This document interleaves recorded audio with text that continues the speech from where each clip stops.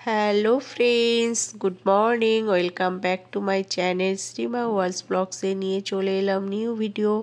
আশা করি তোমরা সবাই ভালো আছো, আমরাও ভালো আছি। তা বন্ধুরা, আজকে আমার ব্যাংক থেকে ডেকেছিল, তো ওই জন্য কাজে বেরাবো না, তো কাজে যাব না বলে একটু লেট করে উঠে ফ্রিজ থেকে যা ছিল সব বার করে ফেলেছি। বার করে আমি রান্না বান্না শুরু করে দিয়েছি, কারণ তাড়াতাড়ি রান্না বান্না করে আমাকে একটু ব্যাংকে যেতে হবে।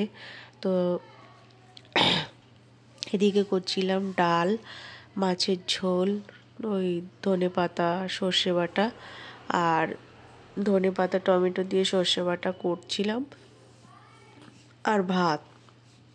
আর ডালের সঙ্গে করেছিল আলু মাখা।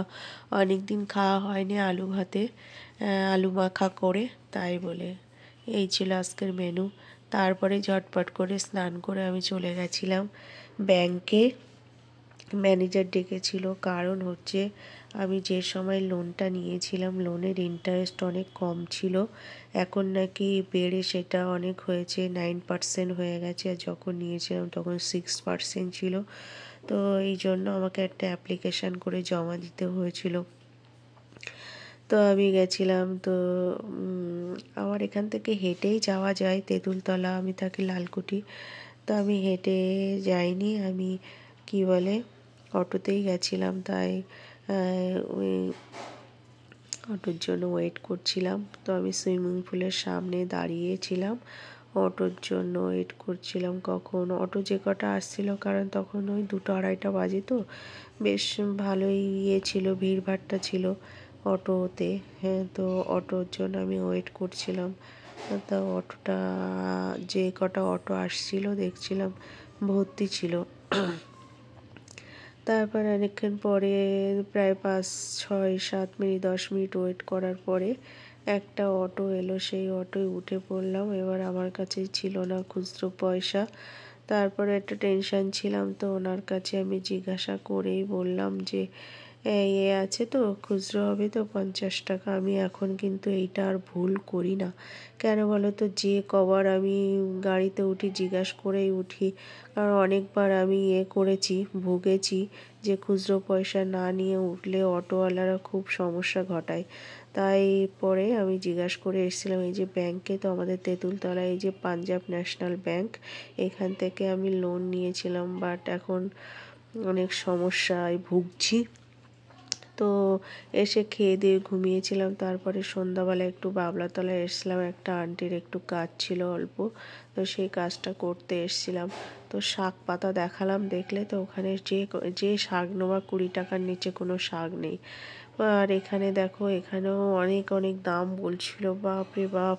একটা ফুলকপি বলছে 40 টাকা, শাকের আটি, এই যে পালং শাকের আটি 20-25 টাকা করে বলছে, 25 টাকা করে আটি বলছে, মানে কি বলবো। তারপরে এখান থেকে আবার চলে গেলাম ওই কালীপার্কের এখানে শাকের দাম প্রচুর বলছে, যা নেবে 20 টাকা 25 টাকা 30 টাকা। ওই ওখান থেকে না কিনে সামনের দিকে এগাচ্ছিলাম।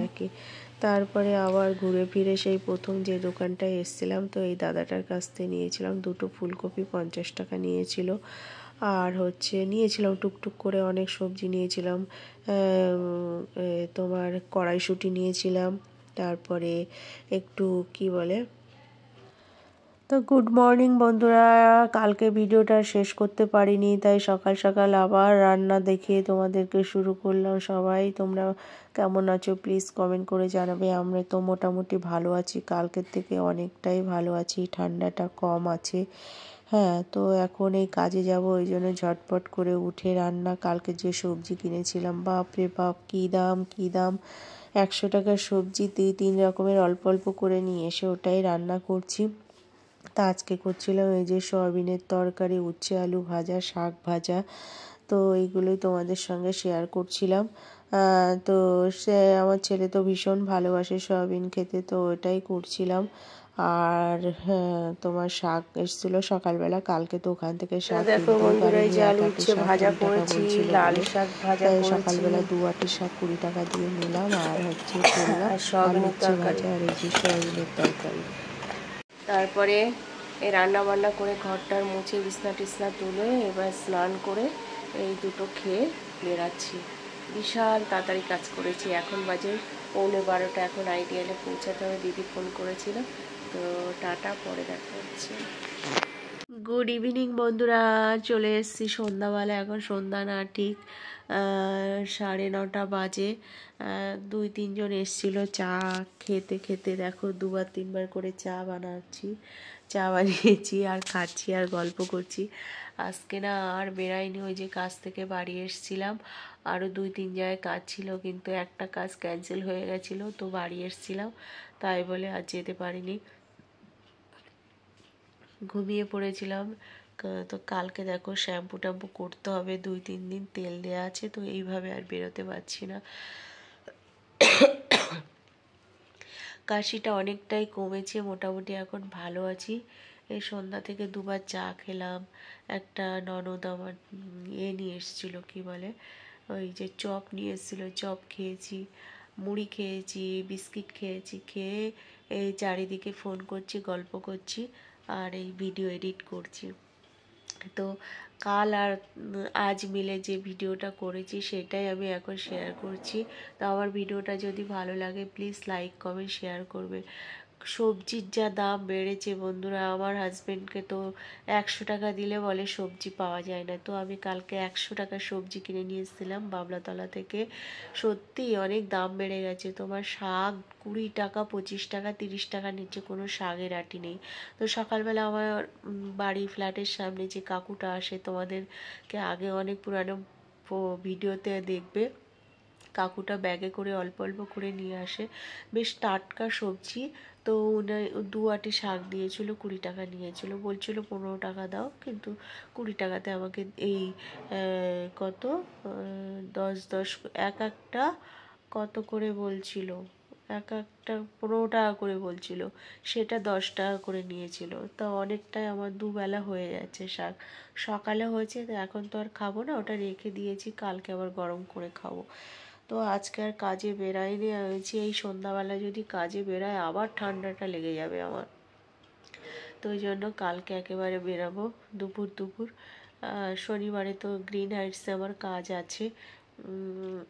তো ঠিক আছে, আমার এইটুকু ভিডিও ছিল। তো আমার ভিডিওটা ভালো লাগলে প্লিজ লাইক কমেন্ট শেয়ার করবে। টাটা, দেখা হচ্ছে একটি নিউ ভিডিওর সঙ্গে। Love you all. সবাই ভালো থাকবে, সুস্থ থাকবে, পজিটিভ থাকবে। সবজির দাম বাড়বে না কেন? দেখো আমাদের গ্রামের ওইদিকে, আমার বাবা বলছে ওইদিকে কিন্তু সবজির দাম কম। সেদিন ওই যে মেটে আলুগুলো হয় না, ওইদিকে, এখানে আমি জিজ্ঞাসা করলাম 100 টাকা করে, আর আমাদের ওখানে 30 টাকা করে। আমার বাবা বলছে 30 টাকা করে। কিন্তু আমার বাবা যখনই আসে নিয়ে আসে, আমরা গিয়েও নিয়ে আসতে পারি। এত দূর না, গাড়ি ভাড়া যা যাতায়াত খরচা হয়ে যায়, সেটা এখানে সবজি কিনলে হয়ে যায়। বাট এই যাতায়াতের ব্যাপারটাই আমাদের কাছে ইম্পসিবল হয়ে যায়, জানো তো।